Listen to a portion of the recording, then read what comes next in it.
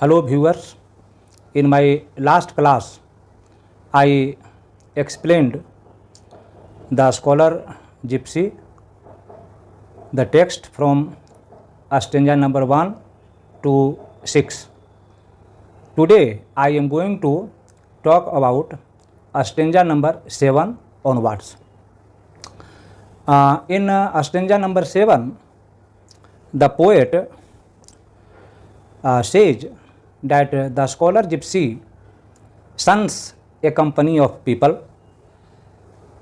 The speaker says that he himself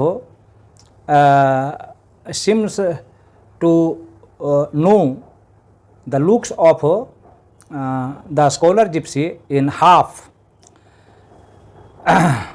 Now let me explain the poem. But amid their drink and clatter he would fly, and I myself seem half to know thy looks. The poet says that where the farmers, the peasants come to take their meal, drink, water and clatter, the scholar Gypsy fly from there.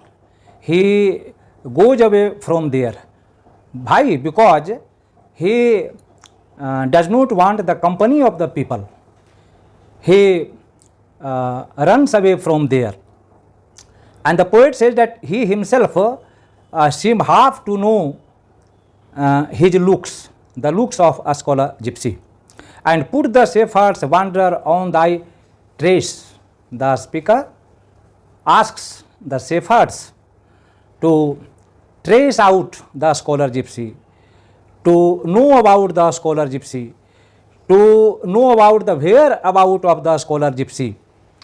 And the boys who lone wheat fields scare the rooks, and those boys who scare the crows, in other words, from the wheat fields, the speaker asks them if they have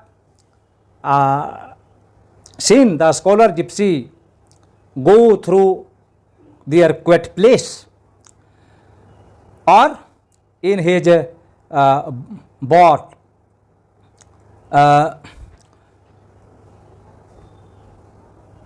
move to the cool bank in the summer heats. The speaker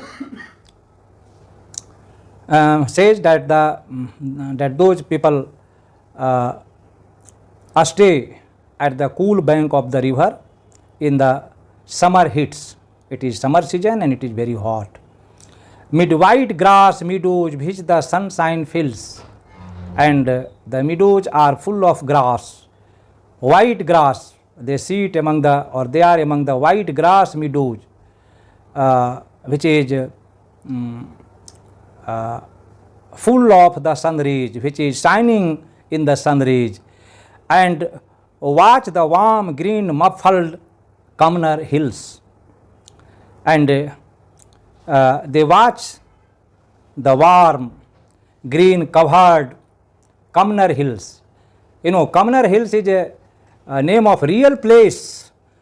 Matthew Arnold climbed this hill again and again when he was a student of Oxford. So it is a geographical name, it is a real name, it is the name of local place which is referred to again and again throughout the poem.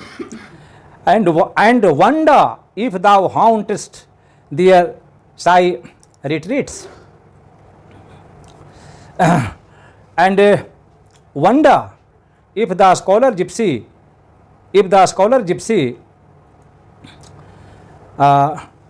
come at their shy retreats.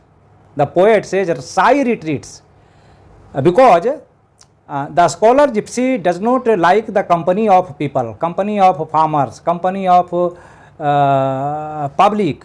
So the speaker asks if they have seen the scholar Gypsy in the lonely place. Now stanza number 8. Foremost I know thou lovest retired ground. The speaker says that The scholar gypsy loves lonely place, place which is secluded, place which is far from the din and bustle of madding crowd. We know that the churches, the temples, the mosques, the gurudwaras are located in the outer skirt of the town and cities.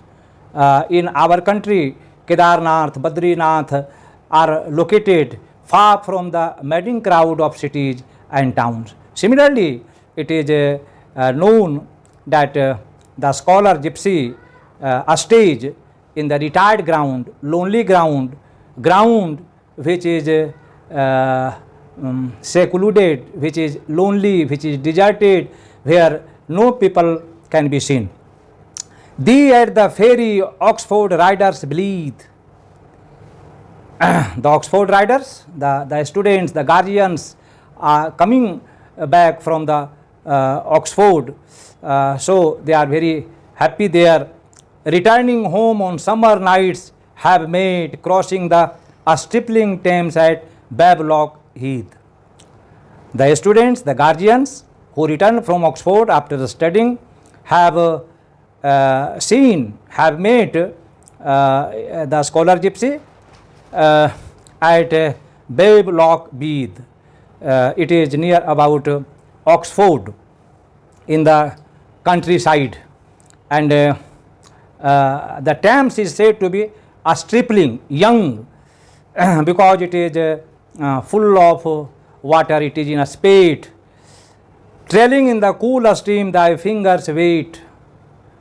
The scholar gypsy trailed his hand in the cool stream of the water of the Thames, and so his fingers get wet as the punt rope chops round. When the punt means boat, when the boat is tied with the rope around and leaning backward in a pensive dream.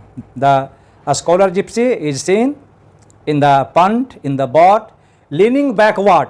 He is leaning towards the backward of the boat, and he is seen to be in pensive dream, in meditative dream, in thoughtful mood, and fostering in thy lap a heap of flowers. And there is a heap of flowers in his lap, in the lap of the scholar gypsy, plucked in side fields and distant witchwood bowers. The scholar gypsy has plucked these flowers from lonely places, lonely fields, side fields, and distant witchwood bowers, witchwood garden. Witchwood garden is name of real garden, real place near about Oxford. And thine eyes resting on the moonlit stream.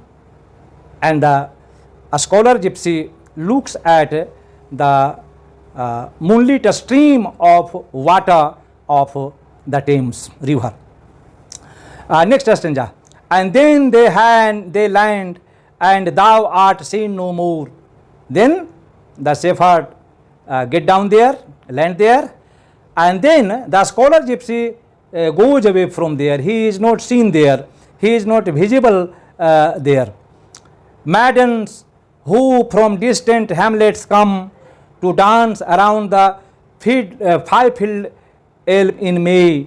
The women, the maidens, come from distant places, villages, homes, to dance around Five-Field in the month of May. Five-Field is also a name of a real place near about Oxford. To dance around the five-fold elm in May, and it is the month of May, you know. May. Oft through the darkening fields have seen thee roam, and they have seen the scholar gypsy roaming through the darkening fields, through the fields which lie in darkness, or cross a stile into public way. And he crossed a way, a narrow way, into the public way, public road. Oft thou hast given them a store of flowers. the frill lift white anemone. And the scholar gypsy gives the women, the ladies, flowers, heap of flowers. They are frail lift, white anemone, dark bluebells, they are the names of flowers. Dark bluebells drenched in the dews of a summer evening, and purple orchids with spotted leaves. Purple flowers are with spotted leaves, with leaves. But none had words she can report of thee. But none of them can report about the presence of the scholar gypsy. Thanks very much.